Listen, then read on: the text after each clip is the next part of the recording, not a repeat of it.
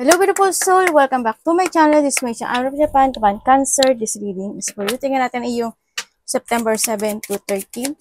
Maraming salamat muna sa mga subscriber, new subscriber, cross-watcher, at sa mga bagong pasok dyan.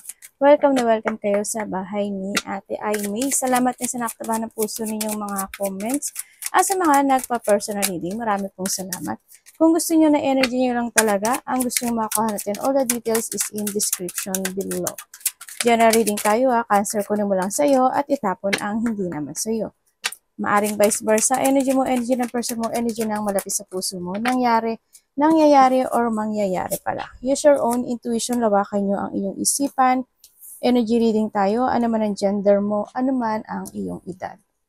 Palagi nyo tatandaan na kayo pa rin ang makapagpapabago ng inyong buhay. Wala sa card, wala sa kanino man, kayo pa rin ang magdedesisyon ng iyong destiny. Meron tayong Libra, Sagittarius, Virgo. Nasa sayo ang lahat ng kasagutan. Nasa action mo, nasa iyo ang siki. Diba? If you want to grow, you want to fulfill something into your life, answer,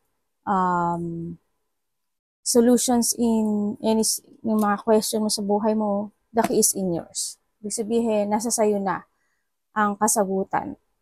Bubuksan mo na lang yung pinto at lalakad ka doon. Ganun na lang, no?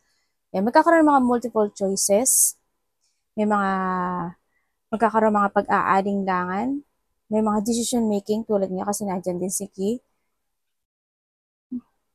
Mayroong sitwasyon na either magpaparaya ka or magkakaroon ng separation.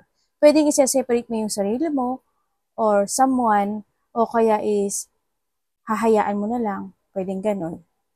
May mga ganun. Kuhanin mo lang yung sarili kasi iba-iba kayo na pwedeng maging no? Magkakaroon ng mga delay in your situation. You want to start a new beginning in life, pero hinihiling mo yun na magkaroon ng pagbabago sa buhay mo, pero medyo nadidelay ata ito. Nagkakaroon ka ng challenge or may mga sitwasyon na kinakailangan mo na mag-commit to start a new beginning into your life. Choose your path, ibig sabihin. The key is in yours. Diba? You need to commit dun sa bagay na yun, no? May mga bagay na gustong umpisahan na maaari nagkakaroon ng limitation. Or nililimit mo yung sarili mo, maybe, sa iba. May mga kailangan na i-progress. May mga goal na need to progress. May mga hinihiling ka. Kasi may blockage. Ikaw rin kasi yung yung blockage na to is nasa sa'yo din. No? Anytime pwede kang umalis o pwede mong solusyonan. Yung kasi may mga nag-open up naman sa'yo sa nakita ko dito. Gagawin mo na lang susian yon, no? Or humakbang ka or mag-action ka. Yun, wag ka lang hintay ng hintay, no? Sinasabi dito. Kailangan mo rin dito is manindigan, mag-action. If something may desire ka talaga, actionan mo, panindigan mo. Mag-focus ka sa purpose mo or sa mga main concern. Kailangan dito is lakas ng loob, tsaka confident, syempre, no? Yun, ingat ka. Sa iba may mga stress, mga stress, kaba, nervyos, pwedeng may mga problema, or may mga depletion. Sinasabi rin, sana walang may sakit, no? Pwedeng magkasakit ka, or low energy ka lang. Sa iba sa inyo, or someone is may sakit, may nakita rin kasi ako disease. Merong din, ingat ka, baka losing something valuable sa'yo, sa iba sa inyo. Sa iba naman, pwede kayo mawalan o mahulugan ng mga gamit o ma-misplace yan. O pwedeng manakawan, may pagnanakaw din kasi ako nakikita dito. Ingat kayo, baka mapasok yung bahay nyo. Or basta palagi kayo magsasara ng pintuan, bitana, ganyan. O kaya may mga aparador na pwedeng makuhanan o mawalan ka ng mga mahalagang bagay, di ba? Yan, may pagnanakaw kasi ako nakikita. No. Pwedeng idea. Pwedeng you have an idea and then nanakawin niya ng isang tao. Pwedeng ganun. Sa iba sa inyo, may paglipat no? Siguro handun yung iba, hindi ko alam in what way yung paglipat. Gusto mo bang lumipat ng bahay, lugar, trabaho, or may gusto kang ilipat na sitwasyon, pwedeng lipat ng pang-umaga, pang-gabi, pang-tanghali, pang-umaga, pwedeng ganun. Or may ililipat ka. May paglipat, magkakaroon ng transformation as long as malakas yung loob mo. Yes. The key is in yours. Diba dito, there's a boundaries, ano? Or maybe you put boundaries, diba? Sa inyo. Baka maraming daga sa inyo. And then also,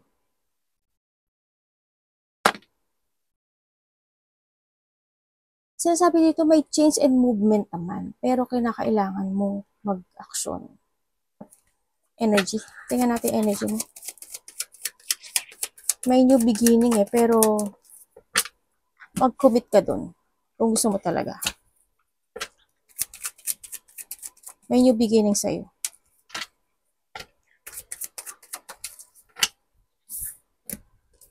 Uy, ganun.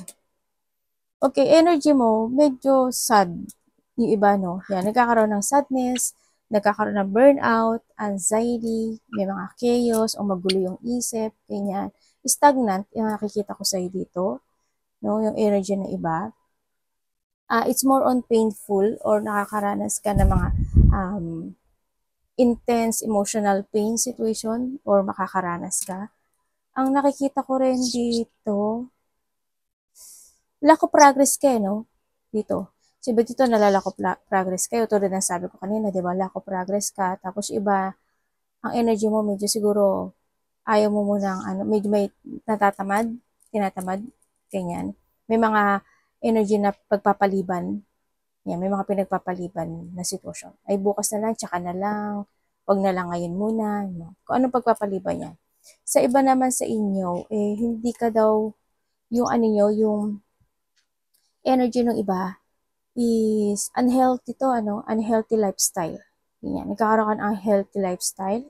Ibig sabihin, pwedeng sa pera, hindi ka nag-iipon maigi or pala mas maraming lumalabas, pwedeng ganun, O, hindi ko alam kung may business ka, depende siguro sa pagpapatakbo mo. Pero, maring ganun sa iba. Sa iba naman sa inyo,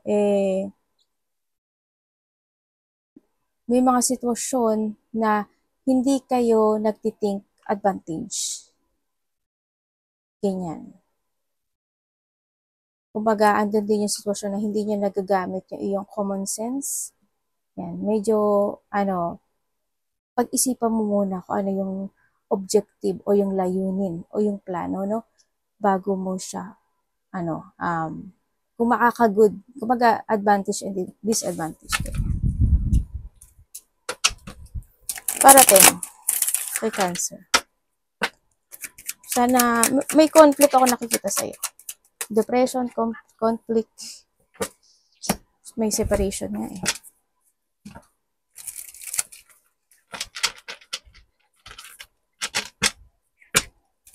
Parating.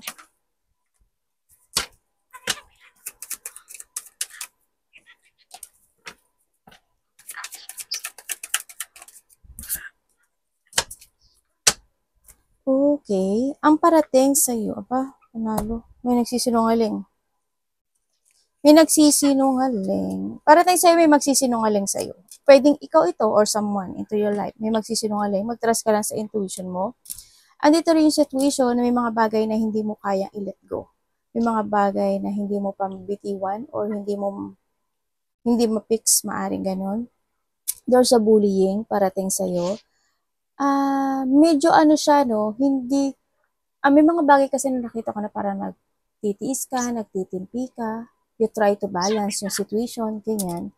Kahit na nahihirapan ka na, nagkakaroon ka ng frustration, doon sa nakikita ko sa'yo, may mga frustration, may mga sitwasyon na nalilito ka talaga, may mga sitwasyon na nagkakaroon ka ng self-imprisonment, iniisip mo na baka hindi maging good, basta medyo frustrate or painful ito, no?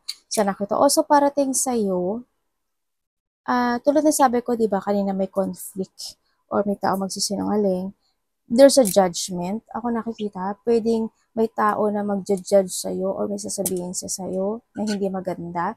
May taong magiging masungit o hindi magiging medyo ano tawag ito? Hindi ko naman sinasabing halangang pagsasalita. Parang, hindi good yung salita niya sa'yo. Yan. Meron din ako nakikita parating mandaraya. Sana hindi ko to. May taong mandaraya o mangliling lang sa'yo. Meron din ako nakikita dito na hindi ko alam bakit nagbabait-baitan siya. Pwedeng ikaw ito or someone na may nagbabait-baitan pero nagsisinungaling dito sa sitwasyon. Meron ding tao na gagawan ka ng kwento. Pagchichismisan ka, ganyan. May mga evil gossip, ganyan. Sa nakita ko dito. Tapos, ikaw or someone, ang nakikita ko dito, medyo may cold-hearted or magiging malamig ka sa kanya or siya magiging malamig sa'yo. Yun ang nakikita ko dito. May mga tao na makikipagtalo sa'yo or makipagsagutan sa'yo, makipag-compete sa'yo in any aspect of your life. Pwedeng sa business, pwedeng kakilala, pwedeng magulang, kapatid, kung ano man yan. Magkakaroon ng sagutan. Yun nakikita ko. May tao dito na nag-iisip. May tao, pwedeng ikaw or someone, may tao, yun sa tao dito, nag-iisip siya ng kabiguan sa'yo. Pinag-iisipan ka niya na hindi maganda, ng kabiguan, na mabigo ka.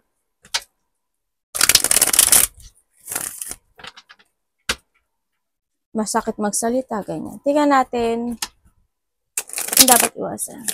Bibi, Hilo, dapat iwasan ni Cancer.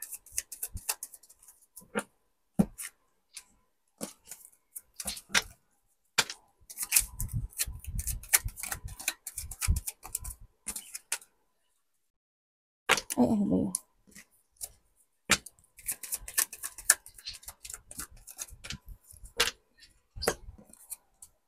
Okay, dapat mo iwasan. Iwasan mo siguro yung hindi ka rin makinig sa opinion ng ibang tao. Kailangan makinig ka rin sa ibang payo, sa ibang opinion ng ibang tao, ganyan. Kung ano yung masasabi nila, ganyan. Siguro you need to accept din yung mga sitwasyon. Kasi isa rin yun sa makaka-good din sa'yo, no? Pwede siyang makatulong sa'yo. Kung may mga sasabihin sila sa'yo, masakit man o maganda, ganyan. Pwede isa yun sa magiging makakatulong sa'yo. Iwasan mo yung overthinking and over-emotional. Ganyan. Iwasan mo yung mapanghinaan ka ng loob. Iwasan mo yung ma-pressure ka sa mga bagay. Sabi ko rin kanina, limitation yan. Ma-pressure at magkaroon ka ng limitation sa buhay mo. Siyempre, yung paniwalain yung sarili, iwasan mo yung paniwalain mo. Ano yung pinaka-best word? Maging close-minded. Ayan. Iwasan mo maging close-minded. Kumbaga, yung paniniwala mo, yun yung paniniwala ko eh.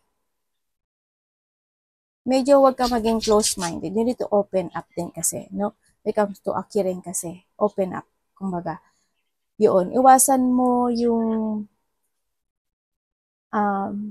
sarili lang iniisip mo, or yung mga taong makasarili, vice versa tayo palagi, mga taong liar, or isa rin sa'yo, pag sisinungaling, iwasan mo rin yun. Moody type, siguro iwasan mo rin. Yung mga bully situation, ikaw mambully ka, iwasan mo, or mga taong bullying, iwasan mo rin yun. Palagi tayo mag-vice versa ha. And iwasan mo. And then also, yung mga mahihilig when it comes to a troublemaker, kung ikaw palagi ka nasasangkot dun sa troublemaker, kinakailangan iwasan mo na lang din. Kaysa sa ikaw yung ma-stress. Hayaan mo sila yung ma-stress sa iyo kaysa sila ang ma-stress. Ikaw ang ma-stress sa kanila, diba? Yun, iwasan mo yun. Magsungit, iwasan mo rin. Babae ka man o lalaki, ganyan. Or mga taong masungit. Hayaan mo sila magsungit. O sila naman mapapagod, hindi naman ikaw, diba? Yun lang. Tsaka syempre yung mga tao mapanghari-harian or maybe sa sarili mo din, i-apply mo din yun. Kumbaga tulad nga sabi ko is open up. Diba? Huwag maging close-minded. Kamusta ang love. Huwag ka lang one-sided din. Kumaga. When it comes to an opinion, ganyan. Labi sa lahat, kapatid, anak, magulang, karelasyon, kaibigan, pamilya.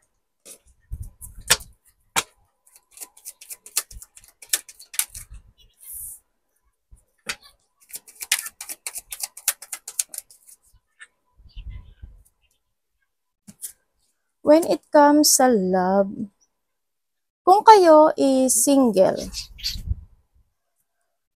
iba dito LDR, ano? Maring nasa ibang bansa or province. Ganyan. Kung kayo is single, oh, you're still waiting, ano? May darating ba, ate? Ikaw, natin.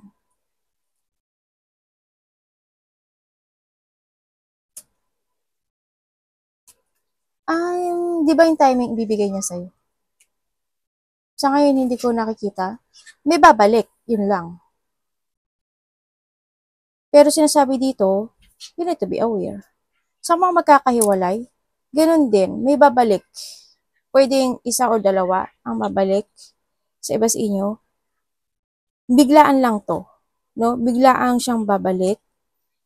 Pero kasi gusto ko niya kausapin, gusto niya makapag-ayos. Maaring tinetext ka niya or mini-mail mo siya. Vice versa tayo, no pointed name, wala pangalan mo dito.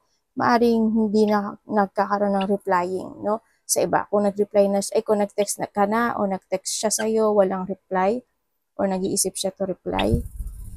Maaring gano'n. O sa iba naman sa inyo, itong taon na to, nag-iisip siya kung paano kanya kakausapin or paano siya ano sasabihin niya sa'yo? Ganun. Yun na nakikita ko sa kanya. Medyo frustrate siya, no? Naaalala ka niya. Or maybe this is you. Nandun yung reminiscing from the past situation sa nakikita ko dito. Medyo may pagka-controlling ate atong taon na to. Or hindi mo siya controlling, kinokontrol niya yung feelings niya sa'yo. Mahal niya ba ako ate? Hala, patay tayo dyan. Sa ngayon, kung babalik siya, sabi niya, gagawin niya yung lahat para sa'yo. Magkaayos lang kayo. Yun na nakikita ko dito. Kung kayo naman is in relationship,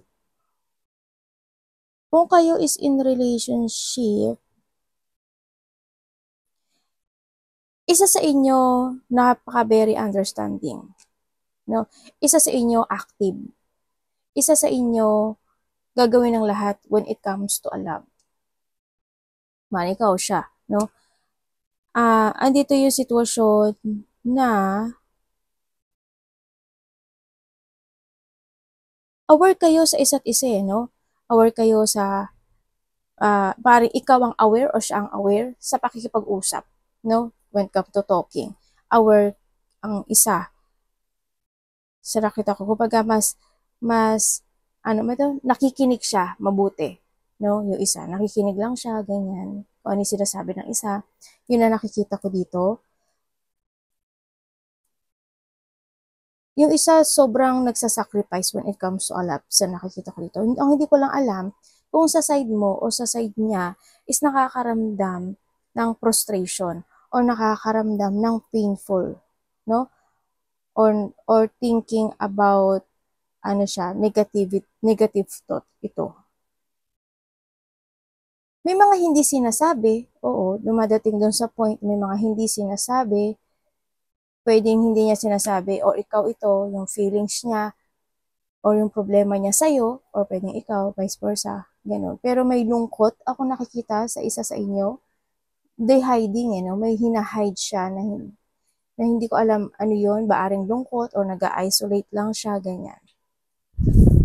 May mga iniisip siya na pwedeng may mga inaalala siya, yung tao na nakakita ko dito.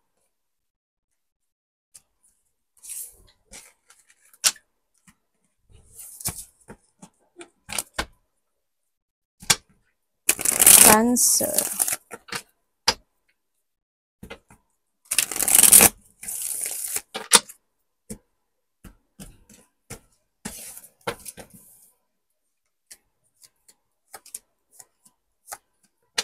Uy. Okay, dito sa sitwasyon mo is magkakaroon ng Hindi man siya mangyari by September, by October mangyayari to.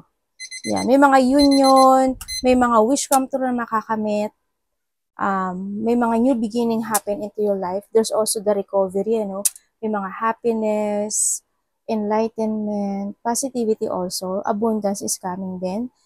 There's a new beginning happen into your life. Maaring may mga umpisahan ka this time sa nakikita ko sa'yo dito.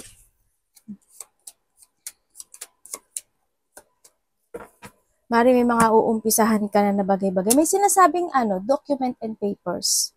Hindi ko alam why, kung ano yung document and paper sa'yo. Pwedeng susulatan mo siya, asikasuhin mo siya, o kailangan na baka may mga kailangang asikasuhin na papers and documents, di ba?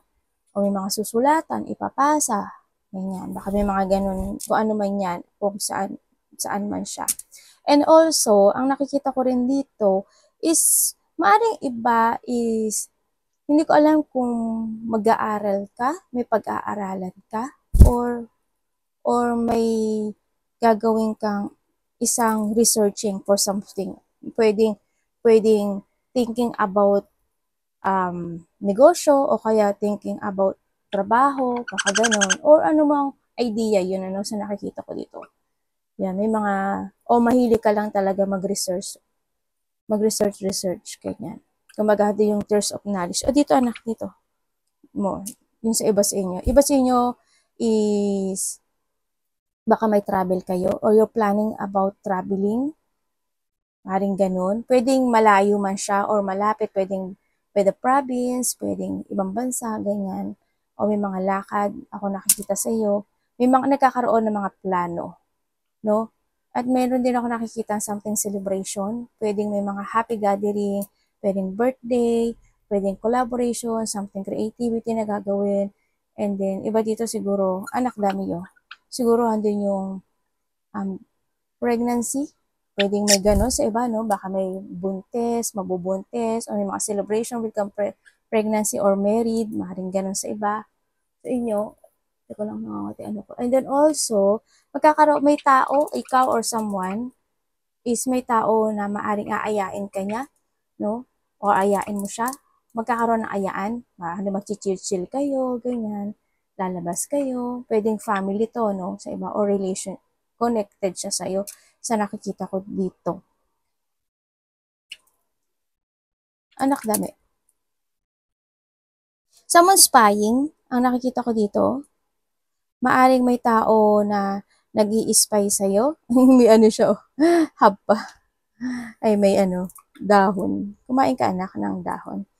Yan, may nag-i-spy. Pwede ikaw nag-i-spy o nag-spy. Or pwede din sa, halimbawa, sa trabaho mo, or when it comes to your business, may tao na nakamag-check sa'yo. Or pwede ikaw ito, minamag-checkan ka niya, tinitingnan ka niya, ganyan. Yun na nakikita ko sa'yo dito. Meron ako nakikitang mother figure. May mother figure na maaring, hindi ko alam kung magkakaroon kayo ng pag-uusap, or may o-offer ka sa kanya, or may o-offer sa sa'yo. Yun na nakikita ko dito. So, iba sa inyo, opportunity and new idea is coming. Also, magkakaroon siya ng renewal no? Magkakaroon siya ng renewal. Meron ka daw isa-celebrate na isang sitwasyon in life. Yun ang sabi dito. Plano na i-forward. May mga ipaprogress na situation. Tulad ng sabi ko dito, di ba? You need to plan very carefully and progress. No, kailangan sa'yo this time is a renewal. Sa nakita ko dito, anak dami yun. May mga new idea ako nakikita sa'yo. Lalaya ka sa isang sitwasyon, may paglaya, no? Ibig sabihin, nasa sa'yo talaga si Ki.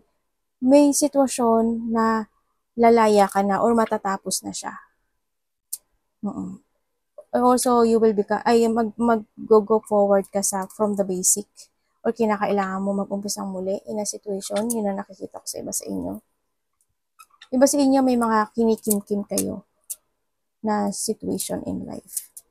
May gagawin ka daw na may pupukusan ka at mayroon kang bibigyan ng effort and hard work. Meron ding mamasterin mo daw na isang sitwasyon sa buhay mo. Pwedeng new idea, pwedeng business, pwedeng any situation. Meron ka mamasterin or i-develop. Pwedeng talent, skill, or kung ano man yung meron sa'yo. No? Yun ang nakikita ko sa'yo dito.